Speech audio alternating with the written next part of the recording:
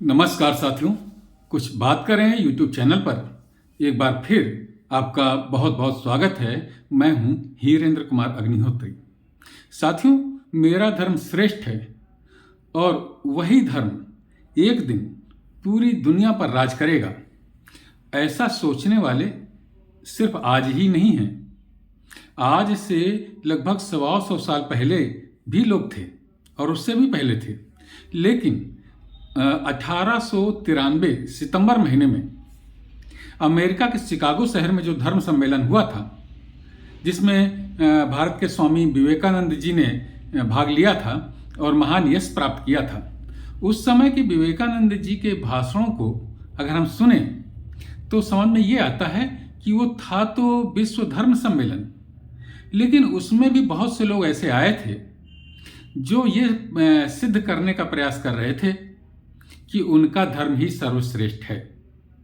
विवेकानंद जी का जो भाषण अंतिम दिन था, यानी कि 27 सितंबर 1893 में, मतलब 130 साल पहले की बात है, तो उनका जो अंतिम दिन का भाषण था छोटा था, लेकिन उसको अगर आप पढ़ें तो उससे समझ में आ जाता है कि वहां पर कुछ लोग ऐसे थे जो ये प्रयास कर रहे थे सिद्ध करने का कि उनका धर्म ही सर्वश्रेष्ठ है।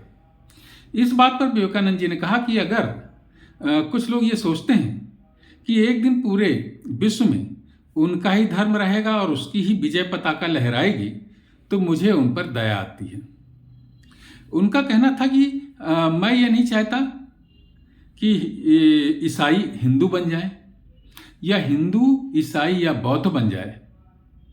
उनका ये कहना था कि सभी लोग दूसरे धर्मों का जो श्रेष्ठ भाव है उसे ग्रहण करें, लेकिन अपनी विशिष्टता को खोएं ना। उन्होंने एक बहुत ही सुंदर उदाहरण दिया जो मैंने तो आज तक नहीं पढ़ा। उनका कहना था कि एक बीज जिसे हम धरती में डाल देते हैं तो वो मिट्टी में से चारों तरफ घिरा रहता है, खाद और पानी से चारों तरफ घिरा रहता है, लेकिन वो बीज मिट्टी नहीं हो जाता, वो बीज खाद और पानी नहीं हो जाता, वो बीज हवा नहीं हो जाता। वो अपनी प्रकृति के अनुसार विशाल वट वृक्ष बनता है। वो अपनी विशिष्टताओं को ग्रहण किए रहता है। मिट्टी से जो आवश्यक तत्व होते हैं, खाद से जो आवश्यक तत्व होते हैं, जल से जो आवश्यक तत्व होते हैं, उन्हें वो ग्रहण करता है, लेकिन वो मिट्टी, खाद या जल में परिवर्तित नहीं हो जाता। वो वही होता है जो उसे होना होता है, यानी कि वो विशाल वृक्ष बनता है, उसमें फल आते हैं, पुष्प आते हैं और जनता का कल्याण करता है, जन कल्याण करता है। कितना सुंदर उदाहरण विवेकानंद जी ने उस समय दिया था। तो साथियों, उन्होंने आगे भी जो कहा वो भी बहुत महत्वपूर्ण है। उन्होंने कहा था कि तमाम अड़ंगों के बावजूद प्रत्येक धर्म की पताका पर एक दिन वो आएगा जिसमें प्रत्येक धर्म की पताका पर लिखा होगा सहयोग न कि विरोध, पर भाव ग्रहण न कि पर भाव विनाश, समन्वय एवं शांति न कि मतभेद एवं कलह।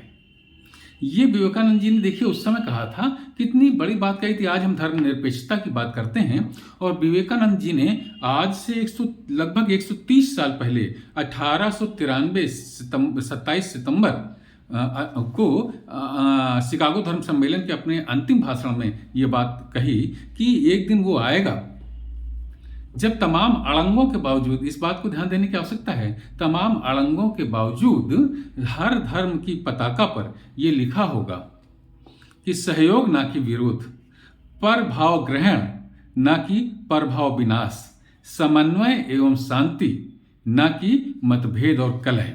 इससे बड़ी धर्मनिरपेक्षता की, सभी धर्मों को ग्रहण करने की परिभाषा और क्या हो सकती है। लेकिन उन्होंने जो ये कहा कि तमाम अड़ंगों के बावजूद, इसका तात्पर्य यह है कि उस जो धर्म सम्मेलन था उसमें कुछ लोग ऐसे भी आए होंगे जरूर जो इस बात में अड़ंगा लगा रहे होंगे कि नहीं, वो तुम्हारा धर्म तो श्रेष्ठ नहीं है, हमारा ही धर्म श्रेष्ठ है। लेकिन विवेकानंद जी ने तमाम उदाहरणों से ये साबित किया, ये सिद्ध किया कि इन अड़ंगों से कुछ होने वाला नहीं है। वस्तुतः इस दुनिया में अगर कुछ बात काम करेगी जन कल्याण की, तो वो यही करेगी कि सबको सहयोग से चलना है, विरोध से नहीं। दूसरे की अच्छी बातों को ग्रहण करना है, उन अच्छी बातों का विनाश करने की बात नहीं सोचनी है, सिर्फ इसलिए कि वो हमारे धर्म में नहीं दूसरे धर्म में कही गई हैं। इस बात को बिल्कुल भी मस्तिष्क में नहीं लाना है और दूसरे मतलब हमें समन्वय और शांति की बात करनी है, मतभेद और कलह की बात नहीं करनी है। ये स्वामी विवेकानंद जी ने उस समय कहा था, जिसकी चर्चा हम लोग आज करते हैं। और वो जो उन्होंने कहा, वो जो हिंदू धर्म है, जो सनातन धर्म है, उसकी ही तो प्रमुख शिक्षा है कि वसुधैव कुटुंबकम, सर्वे भवन्तु सुखिनः, सर्वे सन्तु निरामया, सर्वे भद्राणि पश्यन्तु मा कश्चित् दुर्भाग् भवेत्। सभी सुखी हों, सभी निरोगी हों, सभी को शांति प्राप्त हो, सभी को उन्नति प्राप्त हो। ये तो हिंदू धर्म का मूल सिद्धांत है। इसी सिद्धांत की घोषणा विवेकानंद जी ने वहाँ की थी। तो विवेकानंद जी को जो इतना महान माना जाता है, सर्वकालिक महान हिंदू सन्यासी माना जाता है, वो उनकी ऐसी ही बातों, ऐसे ही विचारों के कारण माना जाता है। तो साथियों, आज की चर्चा में बस इतना ही। कल किसी और मुद्दे पर आपसे बात करता हूँ। अगर आपको ये वीडियो पसंद आया हो तो इसे लाइक करें, शेयर करें और अपनी टिप्पणियों से मुझे जरूर अवगत कराएं। जय हिंद, वंदे मातरम।